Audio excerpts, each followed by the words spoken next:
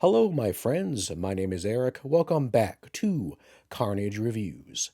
You know, it's been quite some time since I've looked at a monster/creature movie, so today I'm checking out Larry Cohen's 1974 mutant baby movie, It's Alive.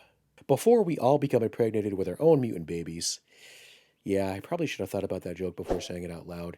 Just a quick reminder to please consider subscribing to the channel. Just click that subscribe button along with the bell icon to be notified when I upload new content.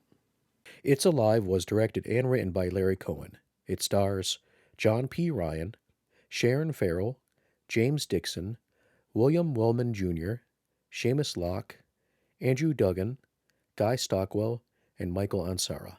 Frank Davis and his wife Lenore are pregnant with their second child. One early morning, Lenore tells Frank the baby is coming. They gather their things and head to the hospital, dropping off their son Chris at a friend's home along the way. Lenore mentions to Frank and the doctor that something does not feel right with his pregnancy, that something feels different than the last time. Frank and the doctor assure her that everything will be fine.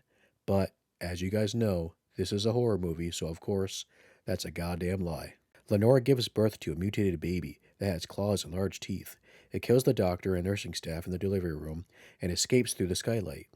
The monster baby is on the loose and is causing quite the destructive path as it kills anyone that gets in its way as it tries to find its parents. An executive for a pharmaceutical company who created the contraceptive Lenore was prescribed by her doctor believes the medication may be the cause of the mutation and wants the baby destroyed before the company can be held liable. As the tagline for the movie reads, "There's only one thing wrong with the Davis baby. It's alive." I would not call It's Alive a masterpiece. It's not exactly an amazing film. However, as far as a monster movie goes, it does everything right. It's Alive doesn't show us the monster, at least fully, until the end of the movie, which really, with any monster movie, you need to do that. You could say the same thing with any horror movie, really. I mean, even slasher movies. Look at the original Nightmare on Elm Street. We barely see Freddy Krueger in that movie, and what we don't see makes things more scary. Of course, the reason we may not see the mutant baby right away could also be due to the film's budget. Even though the monster was designed by Rick Baker, it doesn't exactly look amazing. I mean, it doesn't look terrible, but not amazing. There's this one scene that takes place the day after the baby escapes from the hospital. We see this woman in a very 70s outfit, and she's walking to her car. She hears the baby crying, and of course, with it being a horror movie, she goes to investigate, and she's attacked by the baby. And when she's attacked, we only see a portion of the baby. We see its mouth and fangs and claws, and I swear to God, it looks like a hairless cat. And man, the sound that baby makes, Christ. Larry Cohen was an amazing director and screenwriter, and in this movie, he brings up a lot of interesting themes and ideas, such as humans poisoning and polluting the earth and how that'll impact us over time, abortion, which was a big deal to bring up back then, and also how we treat people that we fear and don't understand. My favorite scene in It's Alive has to be when the milkman gets killed by the mutant baby. And in today's world, do milkmen exist still? I don't know. But anyways, in the scene, the milkman is making his deliveries, and the mutant baby has found its way inside the truck in the back. And when the milkman goes to the back to get something out of the truck, he hears a noise, and the mutant baby grabs him, pulls him inside, and kills him and eats him. At least I think he's eating people. Is the baby actually eating people? I don't know, but it seems like he is because I know in the hospital scene, after he kills the doctors and the nursing staff, we see bite marks on their necks, so I'm assuming that's what he's doing.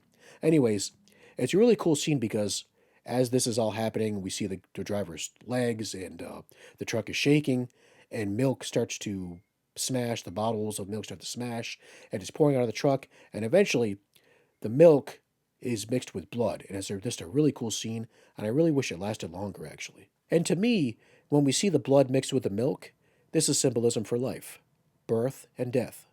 When the baby's born and kills the hospital staff, we don't actually see it. We see the aftermath, which is really well done. It's all in close-ups. We see the hospital staff dead, laying on the ground, covered in blood, and the angles of it are really well done. It makes it seem very chaotic. We see the mother strapped into the bed crying. It's just a very well done scene and very effective. Besides those two scenes I mentioned, not really much else stood out in this movie. I wish it was a bit more gory and chaotic, but the movie is PG, so really, what else could you expect, I guess? I do know that the movies that came after this, the sequels, are rated R, so perhaps they're a bit more violent. I'll have to check those out. You know, I gotta say, I really loved some of the outdated 70s lingo that was said in the movie. Barbara told me you want to rap with me. Yeah, Frank. You know, it would have been absolutely amazing if they just both broke out into a freestyle rap right then and there. I give It's Alive a solid 2.5 skulls. If you're looking for a monster movie to watch on Saturday night, you could do a lot worse than It's Alive. And if you have younger kids who are wanting to watch a horror movie, there's really not too many inappropriate things going on here, other than some light cursing and some violence. While the monster doesn't look great, it's hidden well enough to be effective, and also the POV shots of the monster are actually really well done and look good. Also, the music is pretty solid too. Have you seen It's Alive? Are you a fan? Let me know in the comments. Have you seen the sequels or the remake? Are they good? Let me know.